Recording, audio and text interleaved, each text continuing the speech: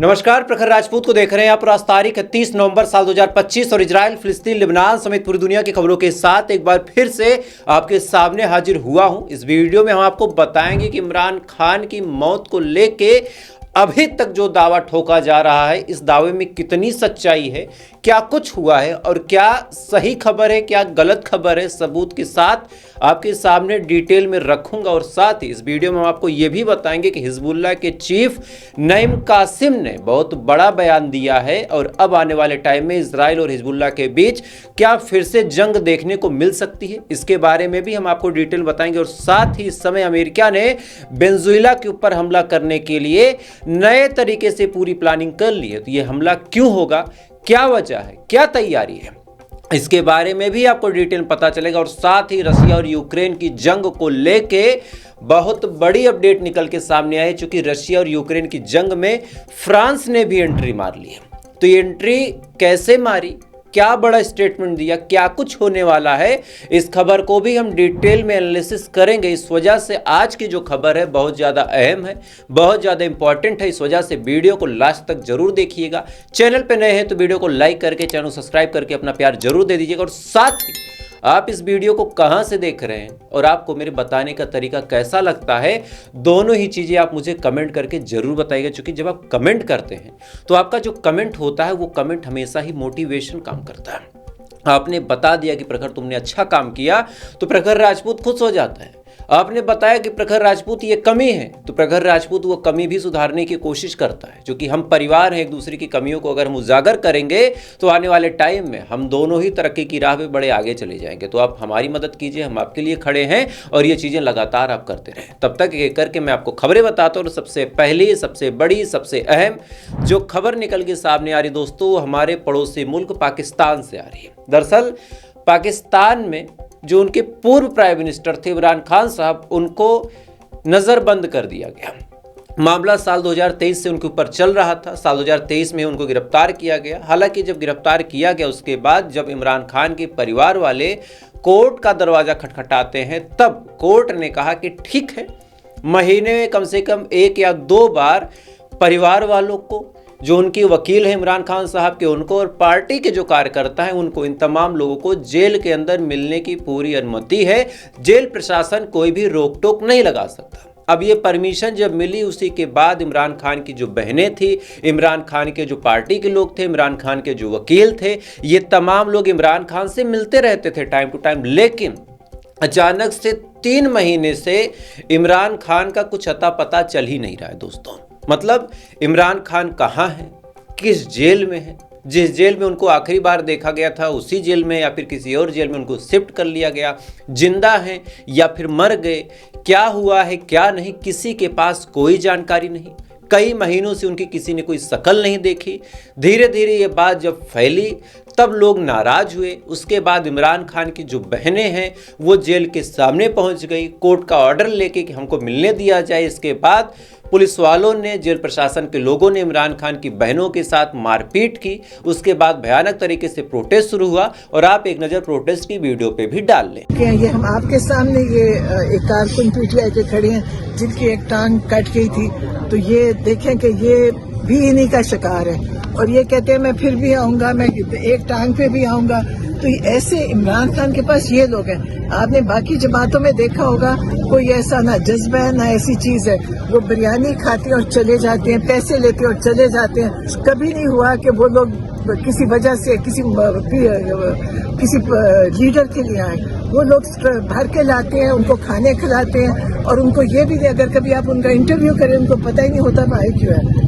तो ये पीटीआई है, जमात है, पाकिस्तान की जमात है, ना ये पंजाब की है ना केपीके की है, पूरे पाकिस्तान की है। और इमरान खान पूरे पाकिस्तान के लिए खड़े हैं और पूरा पाकिस्तान के बाद इमरान खान के साथ खड़े हैं। अच्छा, खान साहब के दौर में अतीफ रियाज को अस्पताल से गिरफ्तार किया गया। इस वीडियो में आप साफ तौर पे देख सकते हैं कि किस हिसाब से हजारों की तादाद में लोगों का जो हुजूम है वो सड़कों पे उमड़ चुका है और लोगों ने प्रोटेस्ट करना शुरू कर दिया। चूंकि लोगों के अंदर एक डाउट है कि क्या इमरान खान जिंदा है या फिर उनकी हत्या हो गई है। अब ये चीज जब चल रही थी, इसी दौरान 2-4 चीजें क्लियर हैं, वो मैं आपको बता देता हूं। पहला, इमरान खान को लेके शहबाज शरीफ और आसिम मुनीर की जो सरकार है वो एक बड़ा गेम खेल रही है। जहां तक इमरान खान की हत्या की बात है तो अभी तक ऑफिशियली जो खबरें हैं उनके हिसाब से कहीं भी ऐसी कोई चीज़ नहीं है कि इमरान खान का कत्ल हो चुका है या फिर उनकी मौत हो चुकी है। लेकिन सरकार प्लान कर रही है, और ये प्लान क्यों कर रही है, कैसे कर रही है, वो भी मैं आपको समझा दे रहा हूँ।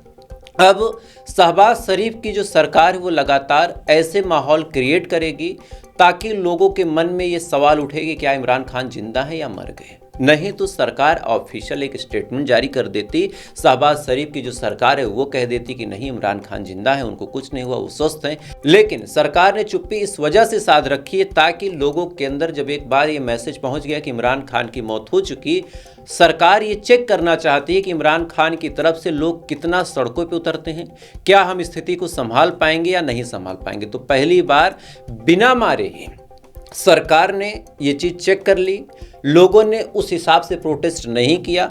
अब आने वाले टाइम में अगर सरकार को कुछ करना होगा तो सरकार कर लेगी, चूंकि अब सरकार को भरोसा है कि जितने लोग सड़कों पे आए हैं इससे ज़्यादा लोग नहीं आएंगे।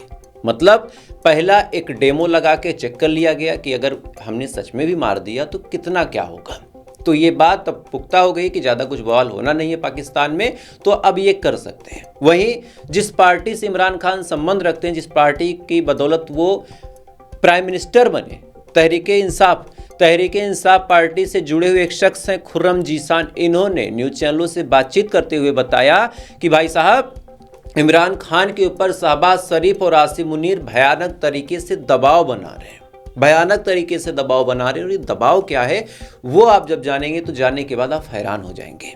दबाव बड़ा सिंपल सा है कि हम आपको छोड़ देंगे, आपको टॉर्चर नहीं करेंगे, लेकिन आपको पाकिस्तान छोड़ के जाना पड़ेगा। मतलब कैसे? आप पाकिस्तान की नागरिकता छोड़ें, किसी दूसरे देश में जाएं, वहाँ की नागरिकता अपना लें, और ये चीज़ें गुपचुप तरीके से होंगी। जब आप चले जाएंगे तो हम आपकी ज़िंदगी और जान दोनों बख्श देंगे, नहीं तो जेल में हम आपको टॉर्चर करते रहेंगे। यानी अगर इमरान खान सच में पाकिस्तान के नागरिक ही ना रहे तो फिर इमरान खान चुनाव भी नहीं लड़ पाएंगे, तो फिर किसी विरोध का कोई मतलब नहीं है। तो जो शहबाज शरीफ की पार्टी है वो लगातार सत्ता में बनी रहेगी, तो सारी लड़ाई सत्ता की है। इमरान खान को ब्लैकमेल किया जा रहा है, साथ ही बार बार उनके डेथ की रूमर उड़ा के चेक किया जा रहा है कि सच में अगर इमरान खान को निपटा दें तो कितना बवाल मचेगा। अब ये चीज़ पाकिस्तान की आवाम को समझनी पड़ेगी कि क्या सच में बवाल मचेगा या फिर नहीं। खैर, ये बड़ी अपडेट थी, मुझे लगा आपसे शेयर करनी चाहिए। अगली खबर का रुख करते हैं, और अगली खबर निकल के सामने आ रही दोस्तों इस समय श्रीलंका से, और श्रीलंका के साथ साथ भारत भी इससे प्रभावित हो जाएगा, चूंकि श्रीलंका में भयानक तरीके से तूफान, बरसात, चक्रवात और तमाम जो प्राकृतिक आपदा है उसको देखने को मिल रहा है। अभी तक की रिपोर्ट की बात करें तो कम से कम 200 लोगों की मौत श्रीलंका के अंदर हो चुकी है, और भी लोग टाइम टू टाइम उनकी लाशें मिल रही हैं, जो कि लगातार बरसात है। बरसात की वजह से श्रीलंका के अंदर बाढ़ जैसे हालात हैं। तस्वीरें आप स्क्रीन पे देख सकते हैं कि किस हिसाब से लोग वहां पे अपनी जान बचा रहे हैं। भारत ने मदद भेजी है, लेकिन श्रीलंका से भारत की दूरी ज़्यादा नहीं है, और चूंकि बीच में समुद्र है तो तूफान जब समुद्र को टच करता है तो वो तूफान मौत बन के आता है। तो कहीं न कहीं तमिलनाडु और दक्षिणी समुद्र के किनारे वाले हमारे जो राज्य हैं उनके लिए भी संकट के बादल मंडराए जा रहे हैं। बहरहाल भारत ने अपना बड़ा दिल दिखाते हुए श्रीलंका की ठीक ठाक तरीके से मदद की है। सेम वैसे ही जैसे जब भूकंप आया था तो अफगानिस्तान की भारत ने मदद की थी। और एक चीज़ आप जानिए, अगर हम किसी की मदद करते हैं तो हर देश तुर्की की तरह गद्दार नहीं होता। भारत ने तुर्की की भी मदद की थी, लेकिन तुर्की ने अपनी औकात दिखाई, पाकिस्तान के साथ इस्लामिक भाईचारा जोड़ने लगा।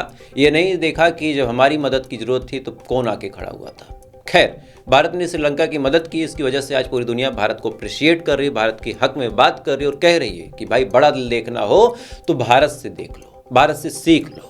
खैर, इधर ये तमाम चीज़ दोस्तों चली रही। इधर बहुत बड़ी खबर निकल के सामने आ रही इस समय हिजबुल्लाह के हवाले से। हिजबुल्लाह ने बहुत बड़ा बयान दिया, बहुत बड़ा ऐलान भी कर दिया। दरअसल नईम कासिम ने अपने कमांडर की मौत पे पहली बार अपना मुंह खोला, और मुंह खोलते हुए कहा कि जिस हिसाब से हमको टारगेट किया जा रहा, जिस हिसाब से हमको मारने की कोशिश की जा रही है, आने वाले टाइम में हमारे पास और कोई ऑप्शन नहीं बचेगा। आने वाले टाइम में हमारे पास और कोई मुद्दा भी नहीं बचेगा, हमें मजबूरी में हथियार उठाना ही पड़ेगा और इस चीज़ से लेबनान की जनता डर रही है। नईम कासिम ने साफ तौर पे कहा कि अगर आज हम हथियार उठा लें तो आने वाले टाइम में मुसीबतें बढ़ जाएंगी, लेकिन हमको मजबूर किया जा रहा है। और एक चीज़ याद रखे इजराइल की, अगर ऐसे ही हमारे ऊपर हमला होता रहा तो अब हम बर्दाश्त नहीं करेंगे, भाड़ में गया सीज फायर, हम घुस के मारेंगे। तो एक तरह से हिजबुल्लाह की ये धमकी सुन लें आप, हिजबुल्लाह की चुनौती समझ लें आप, या फिर कुछ और समझ लें, लेकिन हिजबुल्लाह ने ये बात साफ तौर पे बोली कि अगर इजराइल अपनी हरकतों से बाज नहीं आता तो आने वाले टाइम में इजराइल के ऊपर हिजबुल्लाह बड़ा हमला कर सकता है। दोस्तों, इधर ये तमाम चीज़ें चल ही रही हैं। इधर अमेरिका ने वेनेजुएला के खिलाफ साफ तौर पे देखा जाए तो बिना घुमाए फिरे अगर आपसे बताऊं तो जंग का ऐलान कर दिया है। कैसे, वो आप जान लो। वेनेजुएला ने साफ तौर पे इजराइल की मजम्मत की, उसके बाद अमेरिका की मजम्मत की और अमेरिका की सरकार के खिलाफ अपनी सेना को जब उतार दिया और कहा कि अगर अमेरिका की सरकार हमारी सरहद में आती है तो हम भी सर पे कफन बांध के उतरे हैं। ये बात जब वेनेजुएला ने बोली, इसी के जस्ट बाद अब ट्रंप वेनेजुएला को परेशान करने के लिए लगातार तरीके अपनाए जा रहे हैं। कभी उनके पास अपने फाइटर जेट को भेजते हैं, कभी कुछ और करते हैं। हद तब हो गई जब वेनेजुएला के खिलाफ डोनाल्ड ट्रंप ने कल अपने ट्रुथ सोशल, जो इनका सोशल मीडिया प्लेटफॉर्म है, उस पर इत्तला करते हुए कहा, उस पर जानकारी देते हुए कहा कि अब वेनेजुएला के आसपास के जितने एयर स्पेस हैं, जितनी हवाई जहाज़, जितने फाइटर प्लेन, जितने कमर्शियल प्लेन, जितनी कार्गो प्लेन वेनेजुएला के आसपास से गुजरती हैं, वेनेजुएला के ऊपर से गुजरती हैं, उन तमाम जगहों का एयर स्पेस अब बंद है। मतलब बड़ा साफ है कि एयर स्पेस अगर बंद है तो कुछ बड़ा हो सकता है, क्योंकि एयर स्पेस बंद होने का मतलब है कि आने वाले टाइम में कभी भी हमला हो सकता है। ये पहला नियम है जंग का। जंग में 5-6 मूलभूत कारक होते हैं। पहला कि असेंबली बंद कर दी जाएगी, दूसरा एक दूसरे के नागरिकों को एक दूसरे के देश में ट्रांसफ़र कर दिया जाएगा। जैसे भारत पाकिस्तान में अगर ऑफिशियल जंग शुरू होगी तो पहले इसकी तैयारी होगी, दोनों ही देश एक दूसरे पे जंग थोपने की कोशिश करेंगे, जब तब कुछ ऑफिशियल प्रोटोकॉल हैं, जैसे पाकिस्तान के जितने लोग भारत में हैं वो भारत छोड़ के जाएंगे, इतना मौका देना होगा, दोनों ही देश को देना होगा। साथ ही पाकिस्तान का कोई भारत में वो आएगा, यहाँ के जितने राजदूत हैं वो यहाँ आ जाएंगे पाकिस्तान से, पाकिस्तानी राजदूत यहाँ पे जो है वो यहाँ से चले जाएंगे, साथ ही जितने भी लोग पाकिस्तान के यहाँ काम करते हैं वो चले जाएंगे, भारत वाले भारत आ जाएंगे, एयर स्पेस बंद हो जाएगा। उसके बाद जो सीमा से सटे लोग हैं वापस चले जाएंगे, बॉर्डर पे सेनाएं लड़ेंगी। ये तमाम बेसिक नियम होते हैं। वो कहा जाता है ना कि जंग के वसूल होते हैं, और जब ये वसूल फॉलो होने लगे तब आप समझ जाओ कि जंग शुरू हो गई। इसी वजह से जब आप देखिए कि किसी भी देश में राजनयिकों को वापस बुला लिया जाता है, असेंबली को भंग कर दिया जाता है और साथ ही जो एम्बेसी है उसको क्लोज किया जाता है, तो ये जंग का पहला स्टेप माना जाता है। और इसी वजह से यहीं पे बाकी देश कूद पड़ते हैं सुलह समझौता करवाने के लिए। बाकी जो होता है वो झड़प है, किसी के ऊपर ड्रोन चल गया, किसी के ऊपर किसी ने गोली मार दी, ये सब झड़प है। जब फुल स्केल वार शुरू होती है तो इतनी चीज़ें होनी होती है, और इस वजह से जब पहला स्टेप किसी राजदूत को बुलाया जाता है तो पहला स्टेप इसको माना जाता है, और यहीं पे लोग बीच में कूद पड़ते हैं बाकी अड़ोसी पड़ोसी देश कि चूंकि अब जंग शुरू हो सकती है। पहला स्टेप हो गया। तो वेनेजुएला के आसपास का एयर स्पेस बंद करके और उनके राजनयिकों को वापस भेज के 2 स्टेप तो अमेरिका ने फॉलो कर लिया। नागरिक एक दूसरे के है नहीं तो 3 स्टेप हो गया। चौथा धमकी लगातार चली रही, और 5वां फाइटर जेट उड़ ही रहे। तो चारों में से चारों स्टेप कंप्लीट है, कभी भी जंग शुरू हो सकती है, इस बात को आप याद रखिएगा। इधर अमेरिका इस जंग को शुरू कर रहा। इधर बड़ी खबर निकल के सामने आ रही है फ्रांस के राष्ट्रपति एनुअल मैक्रोन के हवाले से। एनुअल मैक्रोन पुतिन से मिलने के लिए कुछ ऐसे बयानों को दे रहे हैं कि सुनने के बाद बड़ा ताज्जुब हो रहा। दरअसल व्लादिमीर ज़ेलेंस्की यानी यूक्रेन के जो राष्ट्रपति महोदय हैं, जो भाई साहब धोबी के हो गए हैं, न इधर के न उधर के, ये आ रहे हैं फ्रांस में। एक जगह लगती है पेरिस, बड़ा मशहूर है, पेरिस में आ रहे हैं ये एनुअल मैक्रोन से मुलाकात करने। इसी दौरान मैक्रोन ने बड़ी धमकी दी है पुतिन को और कहा है कि अगर जंग नहीं रुकी तो सिचुएशन बड़ी खराब हो जाएगी। अगर जंग नहीं रुकी तो हम पुतिन के ऊपर नए सैंक्शंस लगाएंगे, हम रसिया के ऊपर नए टैरिफ लगाएंगे, और तमाम वो धमकी दी जो धमकी अमेरिका देता रहता है। इधर धमकी दी ही जा रही थी कि यूक्रेन ने फिर से रशिया को टारगेट करते हुए जो ब्लैक सी है वहाँ पे एक जहाज है रशिया का, ऑयल टैंकर है जिसका नाम है विराट। इस ऑयल टैंकर को टारगेट किया है। अचानक से विराट के जो क्रू मेंबर थे उन्होंने इमरजेंसी फ्रिक्वेंसी पे लोगों से बातचीत की और कहा कि मेडे मेडे। अब मेडे का मतलब जिनको नहीं पता उनको बता दूं, मेडे का मतलब अगर कोई जहाज इमरजेंसी की हालत में होती है और किसी भी वक्त जहाज में बैठे लोगों की मौत हो सकती है, जहाज क्रैश हो सकती है, पानी में है तो डूब सकती है, तो ऐसे हाल में मेडे शब्द का इस्तेमाल किया जाता है। तो इस जहाज में बैठे लोगों ने पहले मेडे मेडे चिल्लाया, उसके बाद मेडे चिल्लाते हुए बताया कि हम विराट से बोल रहे हैं, हम विराट यानी अपनी जहाज का नाम इन्होंने बताया और कहा कि हमारे ऊपर यूक्रेन के एक मानव रहित यानी यूएवी ड्रोन से हमला हुआ है और इस ड्रोन के हमले में हमारा जो जहाज वो क्षतिग्रस्त हुआ है और क्षतिग्रस्त होने के बाद अब हम डूब सकते हैं। हालांकि ये जहाज डूबा या नहीं डूबा इसके बारे में अभी तक ऑफिशियल स्टेटमेंट नहीं आई है, लेकिन रशिया के ऊपर हमला करके यूक्रेन ने जंग की नींव को और गहरा खोद दिया और जब जंग की नींव को इतना गहरा खोद ही दिया गया है तो आने वाले टाइम में रशिया भी घुस के मारेगा। इसमें कोई इफ या बट नहीं है, भले ही फ्रांस के राष्ट्रपति एनुअल मैक्रोन कितनी भी धमकी कितनी भी बातें कर लें। खैर इधर ये तमाम चीज़ें दोस्तों चल ही रही हैं, इधर लगातार हमास बात करने की सीजफायर की शर्तों पे आगे बढ़ने की कोशिश तो कर रहा है, लेकिन इजराइल भाई साहब नहीं मान रहे। इजराइल लगातार हमला कर रहा है, इजराइल लगातार वेस्ट बैंक को टारगेट कर रहा है, इजराइल लगातार लोगों को गिरफ्तार कर रहा है रेड कर करके। और ये चीजें 4 दिन की अगर बात करूं तो वेस्ट बैंक के अंदर अल जजीरा की रिपोर्ट है जो आप अपनी स्क्रीन पे देख सकते हैं कि 4 दिन के अंदर कम से कम 250 लोगों को वेस्ट बैंक के अंदर से गिरफ्तार किया गया। ये वही लोग होंगे आने वाले 4-6 साल में, 5 साल में, 2 साल में, जो भी एक आंकड़ा आप मान लें, जब कभी फिर से जंग शुरू होगी, जब सीज फायर होगा, तब डील यही होगी कि इन्हीं लोगों को इजराइल फिर से छोड़ देगा। तो इजराइल अपनी तैयारी भी गजब करता है। आप सोचिए 4-6 हज़ार लोगों को उसने छोड़ा होगा फिलिस्तीनियों को, इधर 2 दिन के अंदर 200 लोगों को गिरफ्तार कर लिया।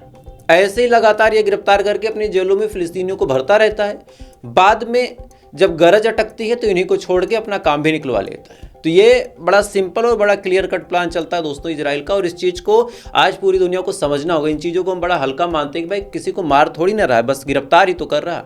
यही लोग बाद में फिलिस्तीन की कमजोरी बनते हैं। इन्हीं को छुड़ाने के लिए फिर हमेशा से ही रेजिस्टेंस ग्रुप को झुकना पड़ता है, इस बात को आप याद रखिएगा। खैर तो फिलहाल ये थी पूरी खबर। इन खबरों के बारे में आपकी क्या राय कमेंट कीजिएगा। बाकी वीडियो अच्छा लगा लाइक सब्सक्राइब करके अपना प्यार दे सकते हैं। बाकी थोड़ी देर बाद आपसे फिर मुलाकात होगी ऐसी किसी खबर के साथ। तब तक आप अच्छे रहे, खुश रहे, अपना ख्याल रखें, अपने देश का ख्याल रखें। जय हिंद, ऊपर वाला आपकी हिफाजत करे।